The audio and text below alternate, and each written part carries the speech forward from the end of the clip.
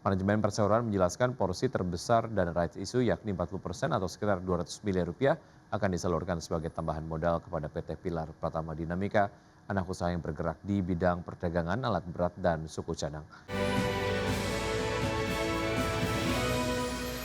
PT Nusa Tama Berkah Tbk berencana untuk menghimpun dana hingga 500 miliar rupiah melalui aksi rights issue. Ya, dana hasil aksi korporasi tersebut akan difokuskan untuk memperkuat permodalan anak usaha, ekspansi fasilitas manufaktur, pengembangan bisnis kendaraan listrik, hingga akuisisi perusahaan jasa pertambangan. Manajemen perseroan menjelaskan porsi terbesar dana rights issue yakni 40% atau sekitar 200 miliar rupiah akan disalurkan sebagai tambahan modal kepada PT Pilar Pratama Dinamika, anak usaha yang bergerak di bidang perdagangan alat berat dan suku cadang. Selain itu perseroan mengalokasikan 6% atau sekitar 30 miliar rupiah untuk pengembangan fasilitas assembling plant guna meningkatkan kapasitas produksi dan kemampuan manufaktur. Selanjutnya sekitar 16% dari atau 80 miliar rupiah dari dana right issue akan digunakan untuk mempercepat pengembangan bisnis kendaraan listrik.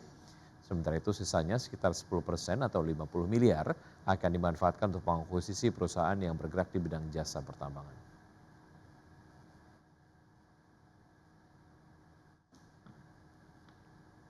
Ya, kinerja PT Java Confit Indonesia atau JPFA diperkirakan menghadapi tekanan pada kuartal 2 tahun ini. Iya, pelemahan harga ayam broiler dan day old chick atau DOC menjadi sentimen utama. Meski begitu, sejumlah analis menilai prospek JPFA masih positif pada semester 2 tahun ini. Kinerja PT Java Confit Indonesia Tbk atau Java diperkirakan menghadapi tekanan pada kuartal 2 tahun 2026. Pelemahan harga ayam broiler dan day old chick atau DOC menjadi sentimen utama. Meski begitu, sejumlah analis menilai prospek Java masih positif pada semester 2 tahun ini. Harga ayam broiler hingga Juni 2026 turun menjadi sekitar Rp20.000 per kilogram atau melemah 6% dibandingkan bulan sebelumnya. Sementara harga DOC turun 16% secara bulanan menjadi sekitar Rp5.900 per ekor. Pelemahan ini diperkirakan menekan kinerja emiten unggas pada kuartal 2. Tekanan harga dipicu kelebihan pasokan ayam setelah lebaran terutama di wilayah Jawa. Pasokan diperkirakan berada 5 hingga 10% di atas permintaan mingguan normal. Kondisi ini diprediksi masih berlanjut hingga kuartal 3 meski pemerintah telah mengurangi pasokan DOC dan menerapkan harga jual ayam hidup Rp19.500 per kilogram di tingkat peternak. Meski menghadapi tekanan jangka pendek, prospek Java dinilai masih positif pada semester 2 2026. Keberlanjutan program makan bergizi gratis diperkirakan menambah konsumsi ayam broiler hingga 1,2 juta ton. Prospek Java juga ditopang penurunan utang, potensi kenaikan dividen, dan pertumbuhan bisnis makanan olahan. Sejumlah analis merekomendasikan beli dan tambah kepemilikan saham Java dengan target harga Rp3.200 hingga Rp3.300 per saham. Berbagai sumber IDX Channel. Presiden Prabowo Subianto dan Perdana Menteri India Narendra Modi sepakat untuk meningkatkan komitmen Indonesia dan India memperkuat hubungan bilateral melalui kerjasama konkret yang saling menguntungkan. Kunjungan kenegaraan Perdana Menteri Narendra Modi menjadi momentum penting bagi Indonesia dan India untuk meningkatkan kerjasama strategis dan kemitraan komprehensif yang telah terjalin cukup lama. Presiden Prabowo Subianto secara tegas mengapresiasi kehadiran Perdana Menteri Modi di Indonesia. Menurutnya, kunjungan tersebut menjadi kehormatan sekaligus mencerminkan eratnya hubungan persahabatan yang telah terjalin lama antara kedua negara. Presiden Prabowo mengatakan Indonesia dan India memiliki hubungan yang dibangun di atas kedekatan sejarah, budaya, serta persahabatan yang telah berlangsung selama bertahun-tahun. Oleh sebab itu, Indonesia dan India kembali mempertegas komitmen untuk terus memelihara dan memperkuat kerjasama di berbagai bidang strategis. Kunjungan ini merupakan cermin komitmen kedua negara untuk terus memajukan kemitraan strategis komprehensif melalui kerjasama yang konkret dan saling menguntungkan.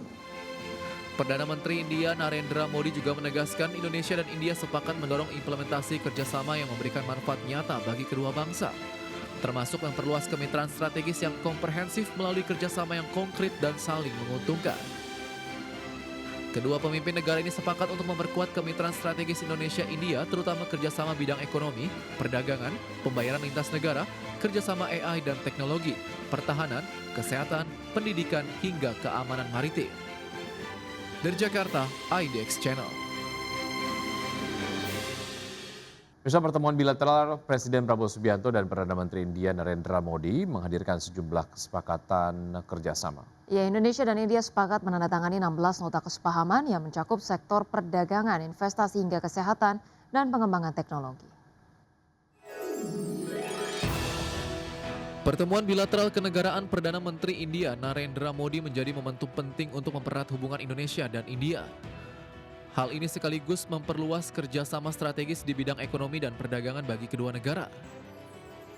Hasil pertemuan khusus ini, Indonesia dan India resmi menyepakati 16 kerjasama strategis di sektor pertahanan, mineral kritis, pertanian, teknologi, telekomunikasi dan riset, kesehatan, hingga pelestarian budaya yang tujuannya memperkuat kemitraan bilateral dan investasi.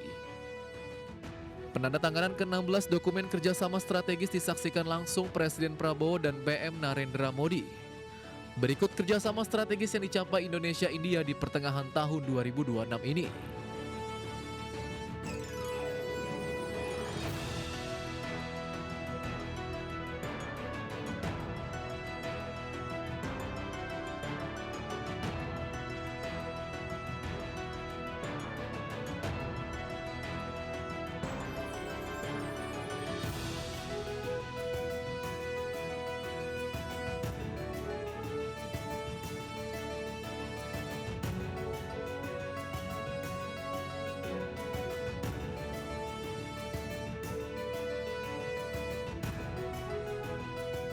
Dengan tercapainya 16 kesepakatan strategis tersebut mencerminkan semakin eratnya kemitraan strategis Indonesia dan India di berbagai sektor prioritas. Diharapkan kesepakatan 16 menjadi fondasi bagi peningkatan investasi dan penguatan kemitraan ekonomi. Selain itu, pertemuan intensif Presiden Prabowo dan Perdana Menteri Modi ini diproyeksikan akan menjadi katalisator penting bagi penguatan poros Jakarta-New Delhi dalam menghadapi dinamika ketidakpastian ekonomi global. Dari Jakarta, IDX Channel. Pemirsa, pengembangan kawasan ekonomi khusus terus dioptimalkan. Terbaru perluasan 3 kawasan ekonomi khusus berpotensi menyerap 500.000 tenaga kerja dan investasi sebesar 894,8 triliun rupiah.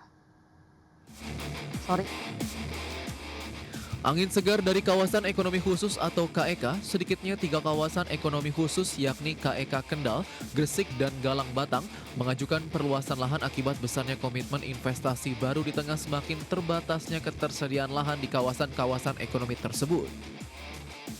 Data dari Kementerian Koordinator Bidang Perekonomian mengungkapkan KEK Kendal, Jawa Tengah mengajukan tambahan lahan sekitar 1.000 hektar sehingga total luas lahan KEK Kendal menjadi 2.000 hektar.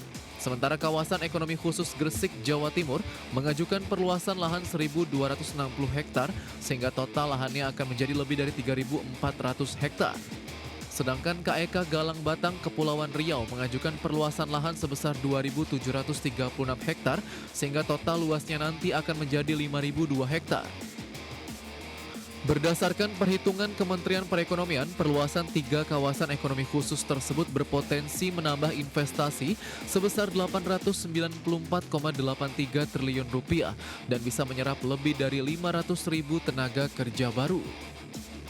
Perluasan KEK Gresik diproyeksikan menyerap 410,78 triliun investasi dan 160.000 lebih tenaga kerja.